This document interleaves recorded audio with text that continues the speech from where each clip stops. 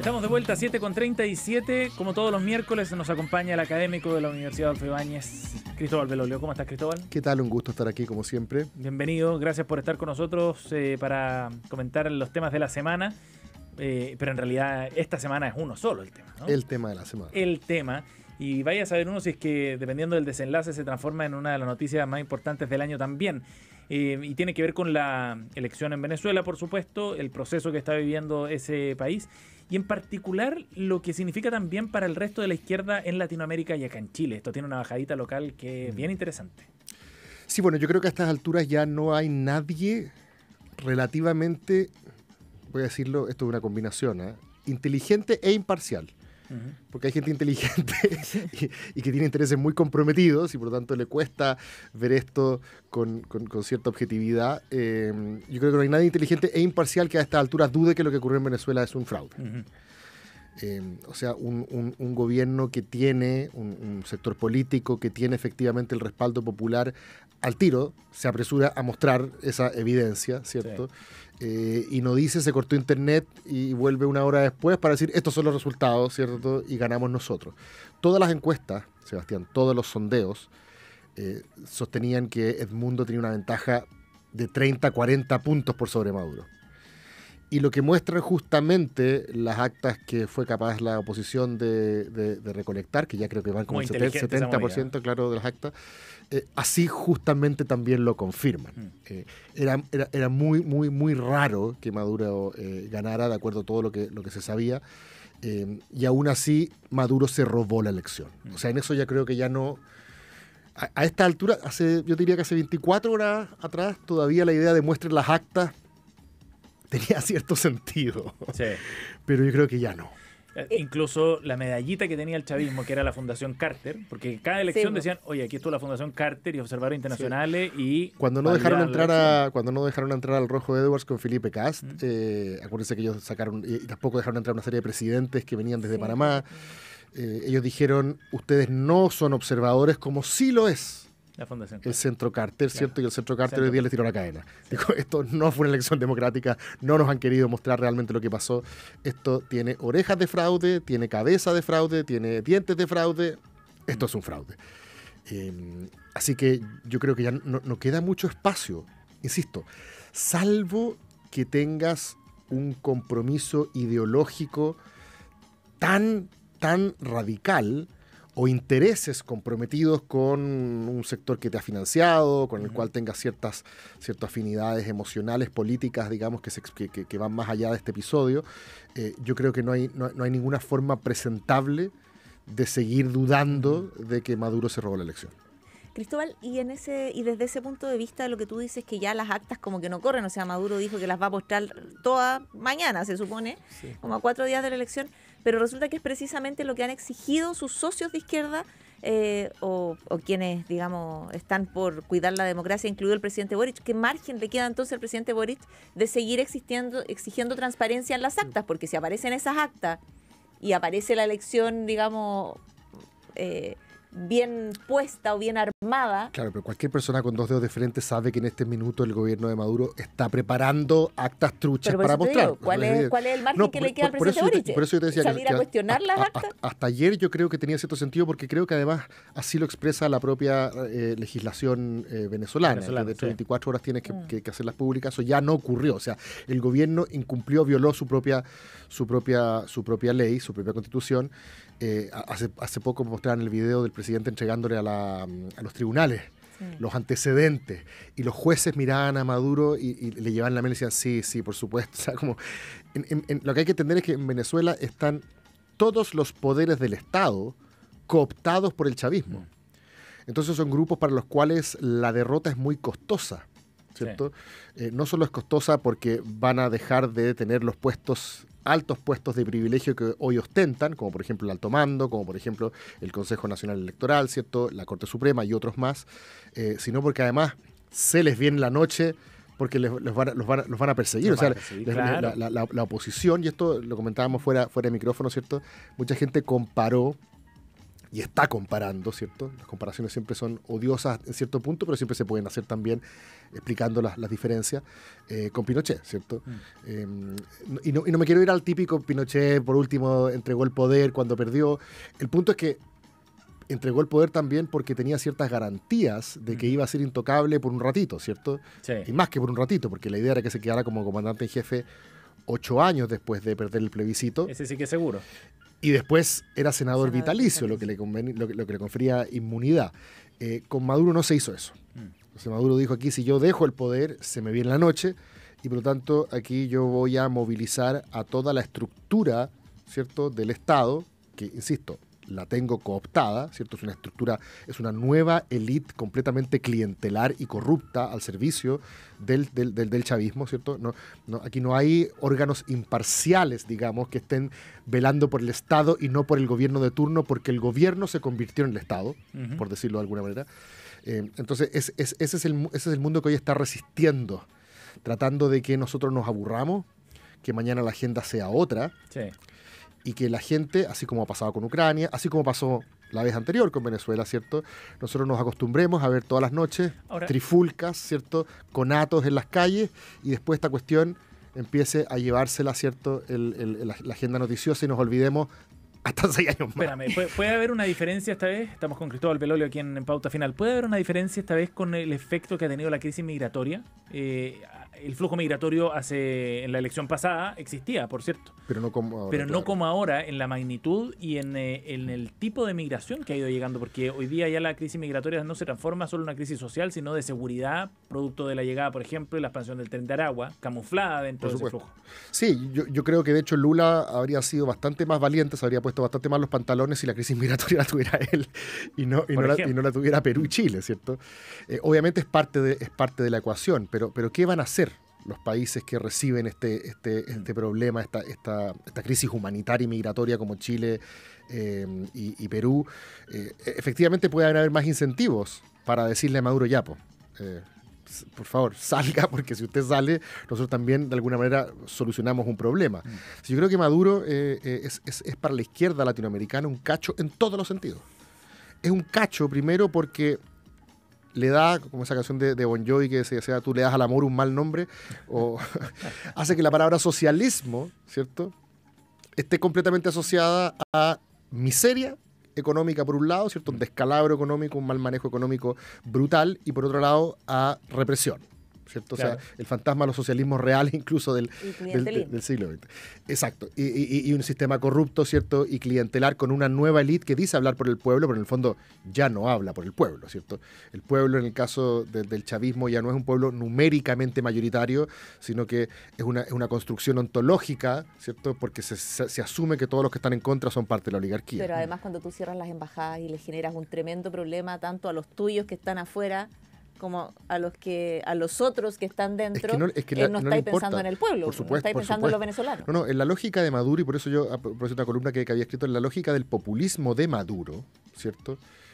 La plebs es el populus, es decir, el mundo plebeyo, el que él supuestamente representa, ¿cierto?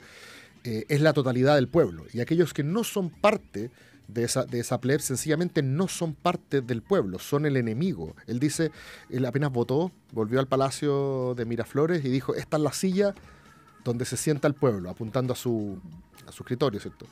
No el fascismo, el pueblo, como diciendo, aquí hay solo una alternativa legítima.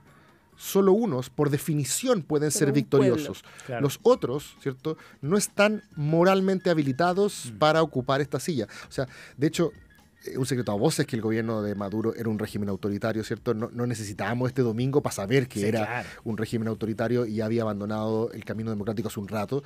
Lo que pasa es que lo del domingo adquiere características casi caricaturesca, ¿cierto?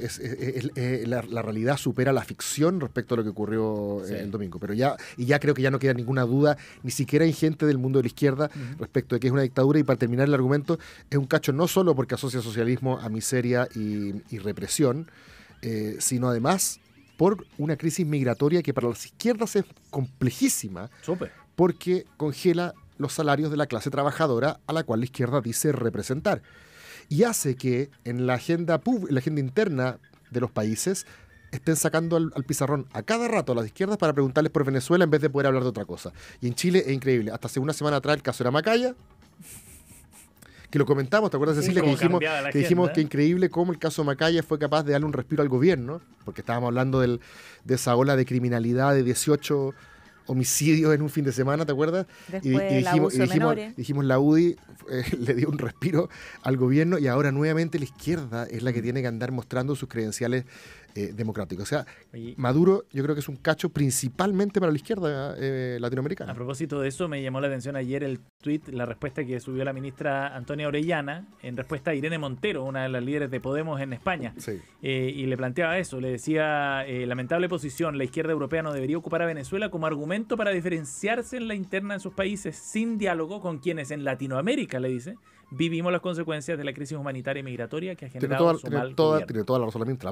Además todo Podemos, Irene Montero, Pablo Iglesias, y yo creo que el más delirante de todos es Monedero. Sí. O sea, ya, pero viven en un mundo completamente paralelo, una realidad completamente distorsionada de lo que está ocurriendo en Venezuela, y me imagino que ahí también hay, insisto, tanto intereses como afinidades ideológicas que impiden tomarse esta cuestión en serio. Me parece muy lamentable también que Brasil, Colombia y México, que ni siquiera se presentó, hayan votado o se hayan abstenido a votar una resolución que acaba de promover la OEA, ¿cierto? La Organización de Estados Americanos, para pedir algo tan modesto como muestren las actas. Ni más ni menos. Que se quedan sin margen por lo demás, como que ya estamos tarde con lo del acta. Y Colombia y Brasil votaron en contra para no torear al amigo Maduro. O sea, me parece que estamos en un problema regional de proporciones andinas, literalmente. Me parece que desde el punto de vista conceptual ya no queda ninguna duda de que el régimen de Maduro es una dictadura con todas sus letras y cualquier eufemismo va a ser mal mirado. ¿Y en qué pie queda el Partido Comunista chileno en ese contexto? Vamos a eso. Antes de partir por el Partido Comunista, yo quiero hablar del presidente Boric. Yo creo que el presidente Boric ha mostrado una estatura a nivel regional, ¿cierto? Como un defensor de la democracia sin color político. Y eso lo prestigia, lo pone en la línea de lo que los otros presidentes de Chile también habían hecho en el pasado. O sea, lo hace ser parte de una tradición de la cual yo creo que nosotros nos deberíamos sentir orgullosos.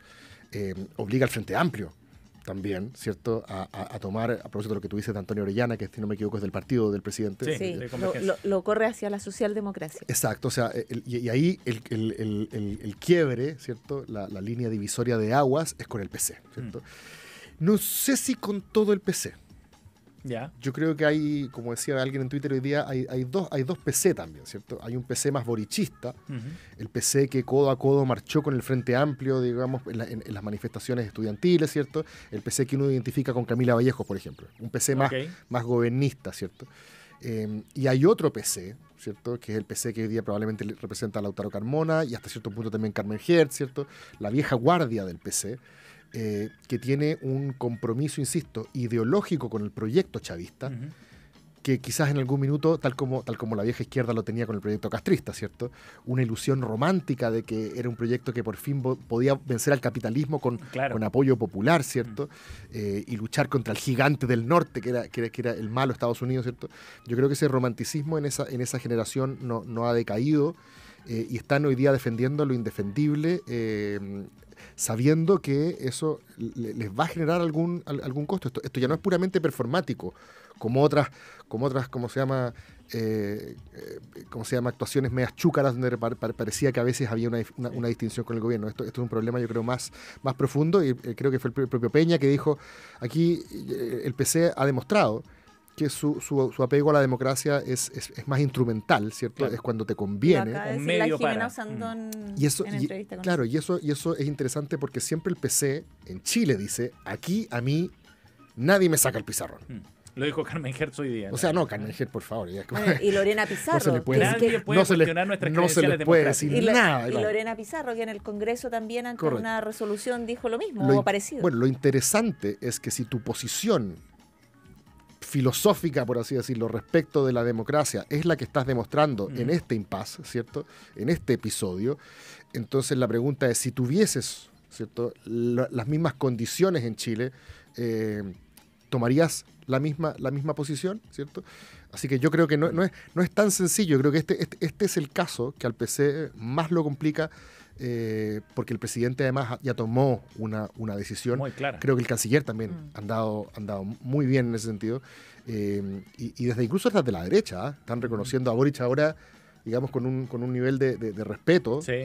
Lucía Santa Cruz lo aplaudían. Sí. Ahora, al presidente Boric estaba a la altura y todo lo que se quiera, pero él sabe comunicacionalmente cuánto le rinde mostrarse como un presidente internacionalmente por sobre las disputas. Por cierto, con una estatura, digamos, de estadista. Pero otros como Lula, como Petro, ¿cierto? Como AMLO, que pudiendo jugar un rol de liderazgo regional relevante, han preferido no hacerlo, ¿cierto? No se han puesto los pantalones, como se dice, o se han achaplinado, ponle el nombre que tú quieras. Y el presidente creo que en ese sentido sí ha sido valiente, porque él tiene también un cierto romanticismo filo revolucionario.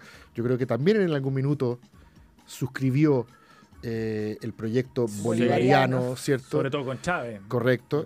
Entonces hoy día decir, aunque me habría gustado que ganara Maduro, no reconozco la legitimidad de su triunfo, porque es evidente que hizo trampa, significa que su primera convicción es con la democracia y no con el color político que le toca, que él representa. Es decir, más que tu camiseta, tú respetas el juego, por poner una analogía futbolística. Y para ser demócrata, las reglas del juego son más importantes que gane tu equipo. Oye, antes que se nos acabe el tiempo, pero muy cortito, ¿llega esta coalición PC Frente Amplio Socialismo Democrático hasta el final? Es que cada día tiene su afán.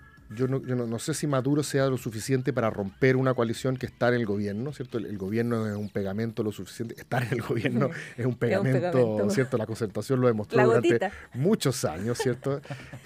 No es fácil agarrar tus cosas, agarrar tus bártulos y mandarte a cambiar, ¿cierto? A veces es mejor pasar piola.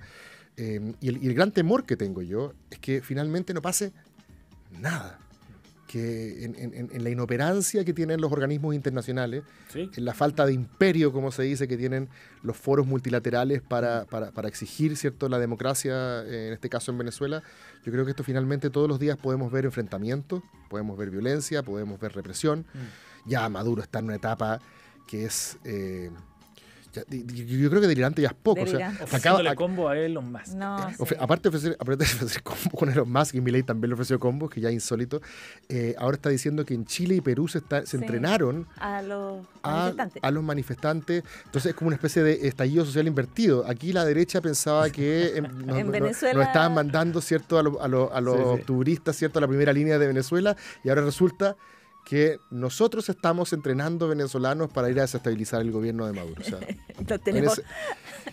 la realidad supera la ficción. Del año que le pidan, ¿eh? Nos tenemos que ir. Cristóbal Belolio, muchas gracias por esta columna.